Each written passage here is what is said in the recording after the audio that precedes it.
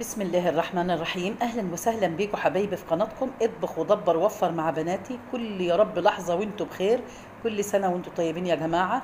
النهارده باذن الرحمن معادي باذن الله معاكم في ميزانيه جديده ان شاء الله، ميزانيه يوميه حبيبه قلبي اللي طلبها ربنا يا رب يفك كربها ويفك ضيقتها هي واحنا والمسلمين اجمعين يا رب. طالبه قالت ميزانيه يوميه 200 جنيه، حتى ما قالت ليش عدد الافراد الاسره كام ولا اي حاجه من دي ولا طالبه فيها ايه. فانا على قد ما قدرت يا قلبي انا عملت لك الوقت وبعت لك على فكره في التعليق وقلت لك انت عايزاها كم، انتوا كم فرد. انت ما رضيتيش عليا يا حبيبه قلبي، فانا بقول لك انا عملتها دلوقتي يعني اعتبرت ان هم 4 افراد، ام واب وعيلين صغيرين بقى او كبار ايا كان بقى، المهم ان انا قلت ان هم 4 افراد. فان شاء الله هنشتغل مع بعض باذن الرحمن على الميزانيه كده، واقول لك هنعمل ايه باذن الرحمن يا رب. هنبدا يا حبيبه قلبي. طبعا اول يوم انت خلي بالك، ما وضحتليش، بقول لك زي ما قلت لك، ما قلتليش ان مثلا عندك تموين ولا لا، عندك رز، عندك او طلبها غدا بس او حاجه. بس انا على قد ما عملت يعني ان شاء الله باذن الرحمن ميزانيه جميله قوي بصراحه، وهي نيتك ربنا يا رب يكرمك ويرزقك يا قلبي. فاحنا باذن الرحمن هقول لك كده ان شاء الله. اول حاجه خالص يا حبيبه قلبي هاخد اول 100. طبعا انت قايله لي 200 جنيه في اليوم، هاخد ال100 الأولية أو أول 100. هجيب 2 كيلو رز يا حبيبتي. 2 كيلو رز هيكفينا على 4 أيام. الكيلو المرة نص كيلو. هجيب 2 كيلو رز ب50 جنيه، جايبه لك رز من نضيف كمان. طيب هجيب 2 كيلو مكرونة برضو هيكفينا على 4 أيام ب 40 جنيه. هجيب نص كيلو شعرية عشان يزود لي مع الرز ب10 جنيه. طيب الحمد لله رب العالمين هيفيض معاكي للأسبوع اللي بعديه، مفيش مشكلة.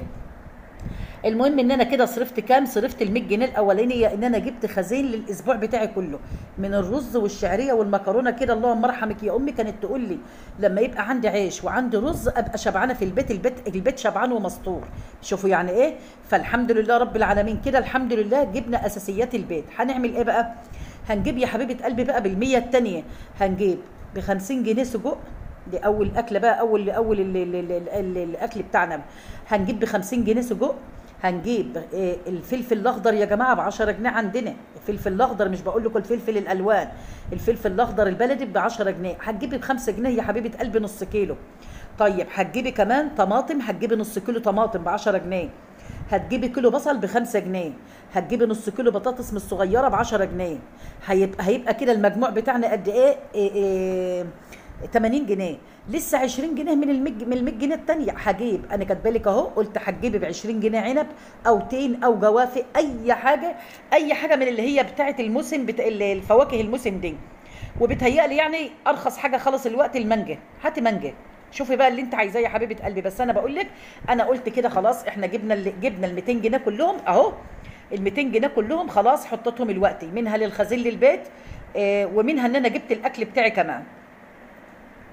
طيب تاني يوم يا حبيبة قلبي أنا هعمل إيه بقى؟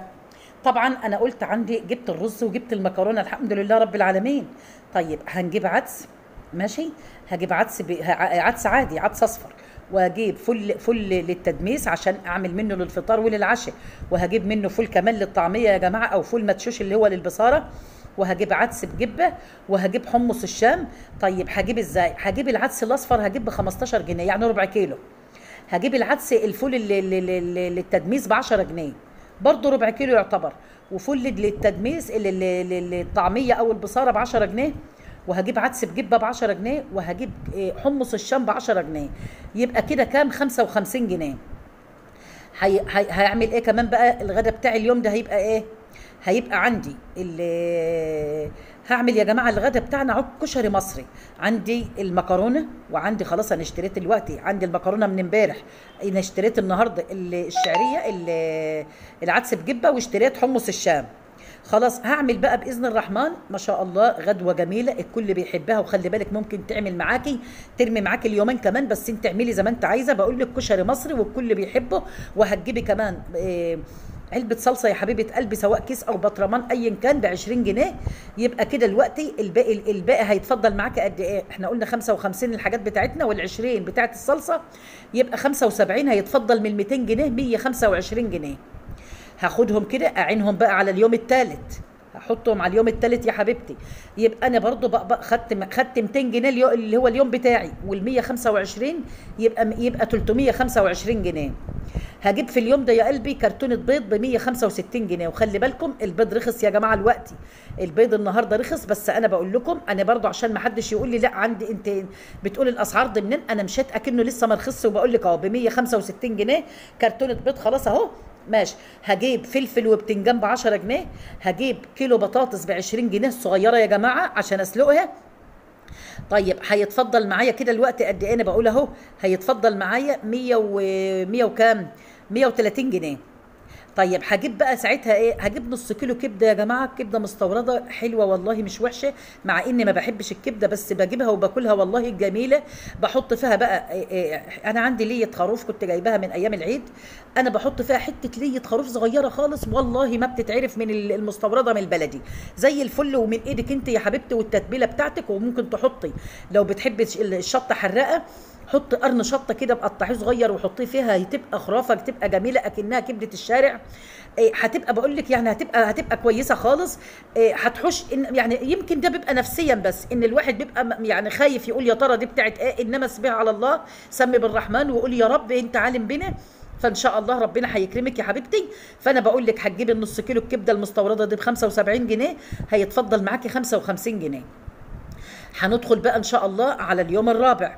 اليوم الرابع معايا 55 جنيه عليهم ال 200 بتوع اليوم، يبقى 255 جنيه. طيب انا عندي بطاطس لسه جايباها امبارح، وعندي فلفل وبتنجان وعندي بيض الحمد لله. وطبعا هعمل بقى النهارده ايه، عندي مكرونه من اول يوم، هطبخ مكرونه وبطاطس وبيض. واجيب كمان ب 10 جنيه يا جماعه بطاطا ب 10 جنيه، اجيب بطاطا ب 10 جنيه وعشان اعملها اسلقها واحط عليها سكر وتبقى كده بسم الله ما شاء الله. اولا هتغذي يا ماما، هتغذي سواء كبار او صغيرين، هتغذي هتبقى ما شاء الله حلوه كمان، حاجه يعني زي السكريات كده هتقوي وتغذي كمان. ومنها كمان على فكره ان هي ممكن يعني ايه تكون عشاء كمان، خلي بالك ماشي. خامس يوم بقى معايا 245 جنيه عشان خاطر انا كنت ما صرفتش خالص في اليوم الرابع الا 10 جنيه بتاعت البطاطا. طيب 245 عليهم ال 200 بتوع اليوم اللي انا خدتهم يبقى 445 جنيه. طيب هنخلي اليوم ده هو بقى يا جماعه لاجازه مثلا لاولادنا، اجازه لجوزك يا حبيبه قلبي، يكون مثلا يوم جمعه ايا كان. هتجيبي ايه؟ هتجيبي فرخه يا حبيبه قلبي كيلو ونص. الفراخ على فكره كل يوم بتزيد وبتنقص، يعني النهارده كانت وصلت ل 82، النهارده رجعت تاني ل 80 يا جماعه. فاحنا ونصيبنا ربنا يرزقك يا رب ويرزقنا وتبقى ب 20 جنيه. فبقول لك هنجيب فرخه ان شاء الله كيلو ونص هتبقى ب 120 جنيه. وهنجيب يا حبيبتي ب 10 جنيه ملوخيه كده تبقى زي الفل. هعمل بقى الاكل بتاعي ملوخيه ورز ابيض وفراخ كده زي الفل ما شاء الله يا صلاه النبي، ربنا يملاها لك بركه يا رب بحق لا اله الا الله. ماشي. هنيجي بقى على سادس يوم يا حبيبتي، احنا كده الوقت بقول لك ما صرفناش، معايا 445 صرفت منهم 130. هيجي ان شاء الله سادس يوم هيبقى معايا ان شاء الله يا رب 315 باقيين، وعليهم ال 200 جنيه بتوع النهارده، يبقى كده 515 جنيه. طيب هجيب ايه؟ هجيب عدس اصفر اللي هو اسكندراني، انت عارفه العدس خلاص عندي، انا ما كنتش اكلته من اول الشهر، من اول الاسبوع كنت جايباه وما اكلتش. طيب هيبقى العدس الاصفر موجود عندي بيض، عندي اجيب جرجير وسلطه ماشي.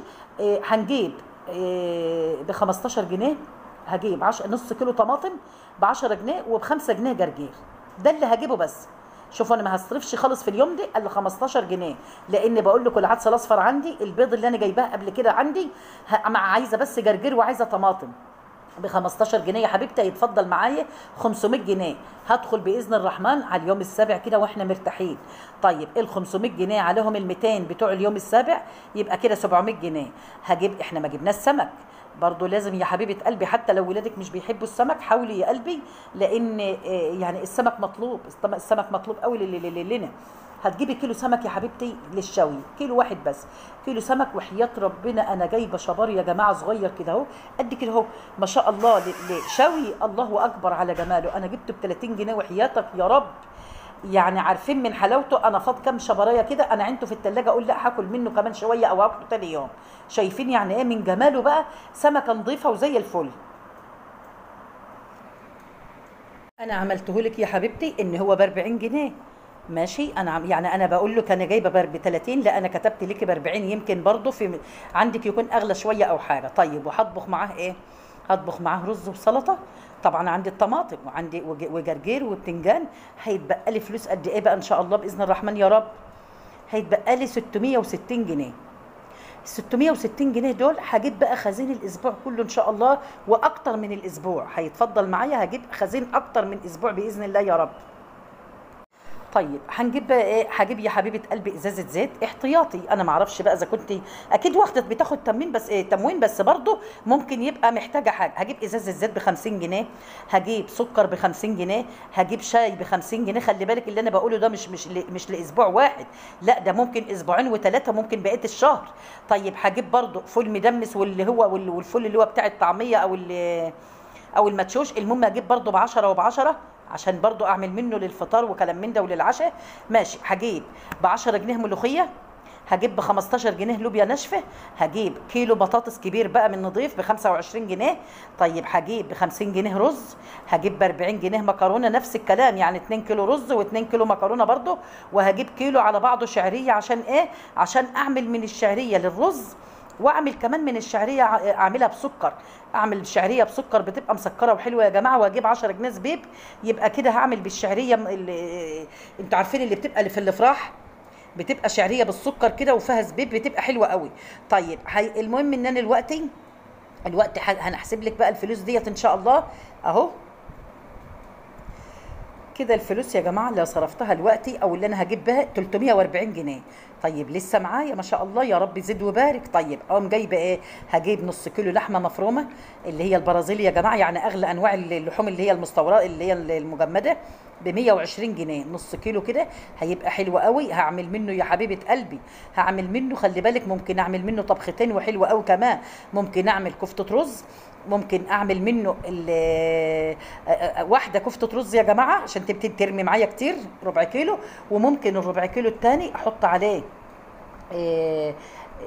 اسمه فول صويا. ممكن ما بتحبيش يا حبيبتي الفول الصويا وفي بيقول لك لا مش حلو وما اعرفش ايه، خلاص مش مشكله فول صويا.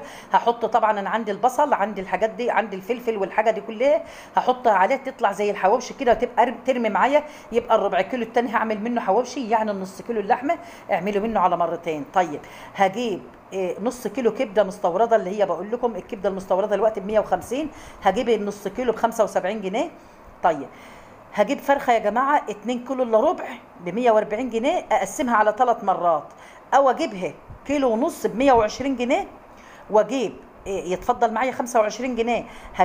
هجيب كيلو لبن، ماشي، هجيب كيلو لبن بال 25 جنيه، او اجيب زبادي. يبقى كده الحمد لله رب العالمين انا لميت بالفلوس كلها.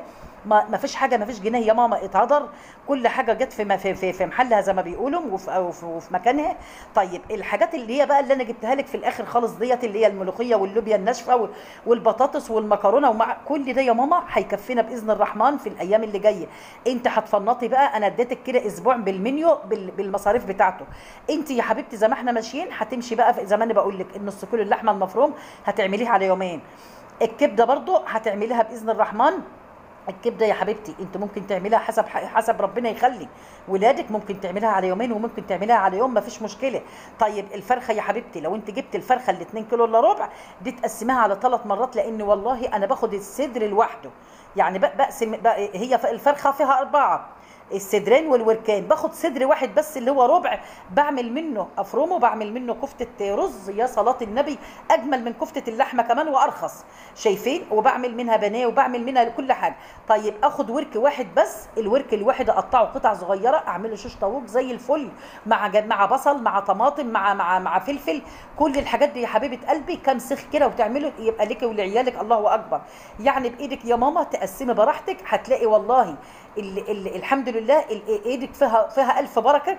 هتلاقي ما شاء الله ميزانيتك ماشيه زي الفل، هتلاقيكي ما شاء الله طالعه زي الفل، ما انتش مديونه بحاجه ولا عايزه حاجه، وان شاء الله هتعدي على خير يا حبيبه قلبي. انت بس سمي بالرحمن، ادعي ربنا يبارك لك في القليل. اول حاجه طبعا قبل ما تعملي اي حاجه يا ماما، معلش يمكن انا نسيت اقولها لك، اول حاجه خالص خدي اي جزء ان شاء الله جنيه، مش هقول لك اكتر بقى، يعني شوفي اي جزء من ال 200 جنيه يما عشان ربنا يبارك لك، اعمليه صدقه، صدقه يا ماما كده هو اول ما تاخديها طلعي صدقه يا حبيبه قلبي منها، بنيه البركه وبنيه ان شاء الله ان ربنا يمتعك بالصحه ويسعدك ويملى بطننا يا رب بالخير والايمان والبركه من عندك يا رب. ان شاء الله يا حبيبه قلبي هتعملي كده هتلاقيكي مرتاحه طول الاسبوع وطول الشهر كمان ان شاء الله. اشوفكم بخير، واللي عايز اي حاجه يا جماعه انا معاكم باذن الرحمن، ادعوا لي بالصحه بس، وانا ان شاء الله هكون معاكم كل يوم وميزانيات جديده باذن الله يا رب يعيننا باذن الله ومتعنا بالصحه يا رب. سلام عليكم.